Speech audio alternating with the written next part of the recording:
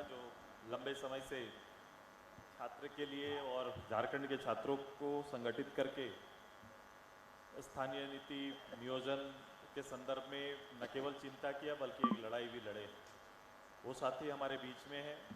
मैं एस अली जी से आग्रह करते हैं कि शायद उनका प्रिय विषय यही है, तो मंच से आएंगे और ये मंच उनको सुनना चाहता है। हम लोग स्वागत करते हैं एस अली जी का।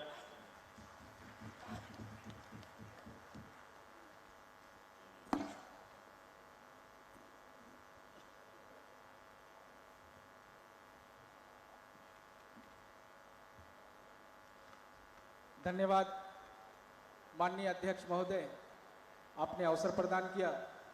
थोड़ी सी उदासी छाई है, हम कोशिश करते हैं कि थोड़ा सा उदासी दूर हो गई पीर पर्वत सी अब पिघलनी चाहिए, हो गई पीर पर्वत सी अब पिघलनी चाहिए, इस हिमालय से भी एक गंगा निकलनी चाहिए, तेरे सीने में ना सही मेरे सीने में हो कहीं भी आग, आग जलनी चाहिए, आग जलनी चाहिए। साथियों, बहुत सारे विषयों को हम लोगों ने सुना, सीखने का भी अवसर मिला। प्रोफेसर दिलीप मंडल जी से मेरी मुलाकात, सुप्रीम कोर्ट में एक केस था, उस केस को करके जब रिटर्न आ रहे थे तो दिल्ली एयरपोर्ट में मुलाकात हुई थी सर, और उस दौरान इनका जो चिंतन था झारखंड को लेकर था, और झारखंड में जो हमारे हेमंत सरकार है उसको लेकर भी ये चिंतित थे कि भाई जिस उम्मीद और आशा के साथ लोगों ने, झारखंडी आदिवासी मूलवासियों ने उनको सत्ता दिया है बहुमत के साथ, उस आशा को, उस उम्मीद पर वो खरा उतरेंगे। लेकिन ऐसा संभव नहीं हो रहा है। सरकार की चौथा वर्ष है और कुछ महीनों के बाद जो है लोकसभा और विधानसभा चुनाव भी घोषणा हो जाएगी। खैर, बात युवाओं की हो रही है, तो युवाओं के लिए भी कहना है कि भाई हम मचलते हैं तो वादियां मचलती है, हम मचलते हैं तो वादियां मचलती है, हम उबलते हैं तो तूफान आता है, हमें कोशिश ना करो बदलने की, हम बदलते हैं तो इतिहास बदल जाता है। साथियों, झारखंड राज्य का निर्माण या देश का निर्माण में युवाओं की बड़ी भूमिका है। कहा जाता है कि युवा यानी उत्साह, उमंग, जिस और नजर फेर दे उस दिशा का दशा बदल जाए। लेकिन झारखंड में जो मौजूदा हालात युवाओं का है कि जेपीएससी का आवेदन करते हैं, झारखंड कर्मचारी चयन आयोग का आवेदन करते हैं, कुछ रोज बाद पता चलता है कि विज्ञापन रद्द हो गया। सरकार ने झारखंड कर्मचारी नियुक्ति नियमावली 2021 बनाया, उस नियमावली में झारखंड की एक बड़ी आबादी, जिसे हम लोग सामान्य वर्ग कहते हैं, उसको उसमें शामिल नहीं किया। कहा कि भाई अगर झारखंड के मूलवासी सामान्य वर्ग के बच्चे मैट्रिक और इंटर किसी अन्य राज्य में पढ़ेंगे तो उसके बच्चों को इस राज्य का नियोजन में अधिकार नहीं दिया जाएगा। ये गैर असंवैधानिक निर्णय को हाईकोर्ट में चुनौती कुछ लोगों ने दिया और हाईकोर्ट ने इसे गलत माना, संविधान की जो मूल अवधारणा है इसके विपरीत माना और इसको खारिज कर दिया। साथियों, बात हो रही है बिहार की। बिहार में हमारे जो पूर्वज, हमारे जो बड़े थे जिन्होंने झारखंड आंदोलन किया, हम भी आंदोलनकारी घर से, हमारे भी फादर जो है, पिता जो थे, झारखंड आंदोलन को मदद करते थे। हमने देखा है, समझा है और उसको किस प्रकार मदद किया जाता था उसको करीब से समझा और जाना है। बिहार सरकार ने एक अधिसूचना जारी किया था कि भाई स्थानीय कौन। बिहार सरकार का हम लोग नोटिफिकेशन देखते हैं, बिहार पुनर्गठन अधिनियम 2000 सेक्शन 85 के तहत यह अधिकार झारखंड को प्राप्त था कि जो बिहार में स्थानीय का परिभाषा 3 मार्च 1982 को अधिसूचित किया गया है, जिसमें कहा गया कि भाई जो लैंड का जो सर्वे रिकॉर्ड है जिला में जिस व्यक्ति के पास, वही वहां का स्थानीय माना जाएगा। तो झारखंड में जो नई सरकार 15 नवंबर को बनी और माननीय हमारे बड़े भाई सुदेश कुमार महतो जी उस सरकार में सहयोगी के रूप में रहे, इनके दबाव के कारण, जो हमने जाना है, जो हमने समझा, जो रिसर्च किया कि इनके दबाव के कारण और झारखंड में जो दूसरे सामाजिक संगठन थे उनके आंदोलन के कारण बाबूलाल मरांडी जी की सरकार ने 2002 में स्थानीय नीति को लागू किया। 1/1/1982 में जो अधिसूचित हुआ था बिहार सरकार का, उसी को लागू किया। लेकिन झारखंड में एक ऐसी परिस्थिति बनी, एक ऐसा माहौल बना, एक ऐसा विरोध हुआ। उस समय मरवाड़ी कॉलेज के हम छात्र थे, उस विरोध के खिलाफ छात्रों के साथ हम लोगों ने छात्र मूवमेंट शुरू किया। हमारा एरिया जो था किशोरगंज, हरमू, अरगोड़ा, पुरानी रांची, अपर बाजार का एरिया मिला। और हाईकोर्ट में प्रशांत कुमार और सुमन विद्यार्थी भर से झारखंड सरकार, ये केस चला।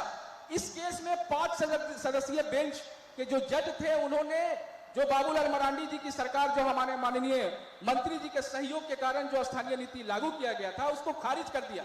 लेकिन साथ ही साथ ये भी कहा कि आप भाषा, संस्कृति, कल्चर को आधार बनाकर स्थानीय नीति को लागू कर सकते हैं। और फिर रघुवर दास जी की सरकार आई, फिर हमारे आसू पार्टी के सुप्रीमो का जो डायरेक्शन था, जो सहयोग था, उसमें उन्होंने 15 नवंबर के 15 साल बाद 1985 बनाया।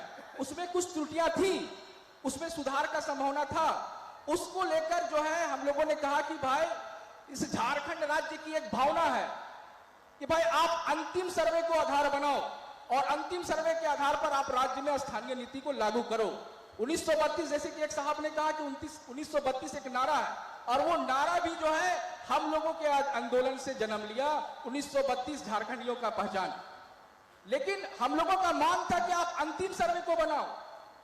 रांची, लोहरदगा, गोमला, सिमडेगा, खुट्टी, बोकारो, धनबाद, कोडरमा या संथाल परगना या कोल्हान क्षेत्रों में अलग अलग क्षेत्रों में अलग अलग समय पर सर्वे हुआ है, तो एक को हम आधार नहीं बना सकते।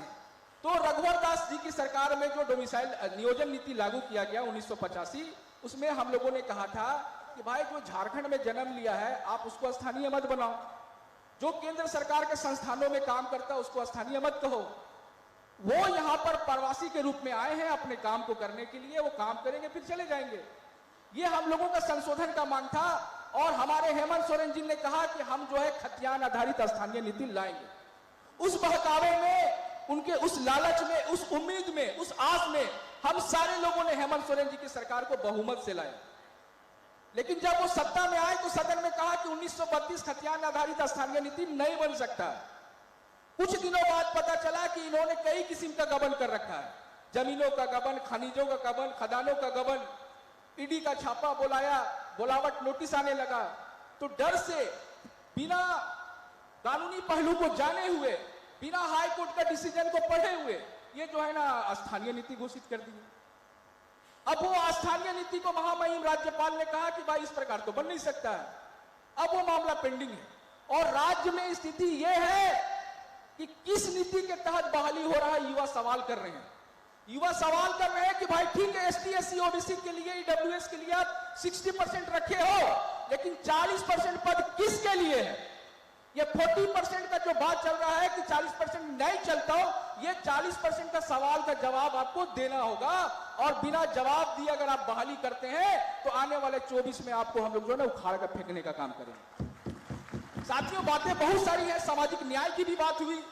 आप देखिए कि झारखंड में आदिवासी समुदाय, चूंकि आदिवासियों के साथ काम करने का हमको लंबा अनुभव मिला है, तो आदिवासी समाज अपने धार्मिक पहचान, अपने अस्तित्व, अपने परंपरा, अपनी भाषा, अपने कल्चर को बचाने के लिए लगातार सरना धर्म कोड की मांग कर रहे हैं कि हमारी धार्मिक पहचान, हमारी परंपरा क्या है।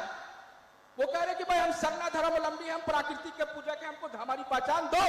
आप जैन समुदाय को जब धर्म कोड दिए हुए, उसकी धार्मिक पहचान दिए हुए, तो उनसे ज्यादा इनकी आबादी है। इनकी आबादी पूरे भारत में 12 करोड़ से ज्यादा है।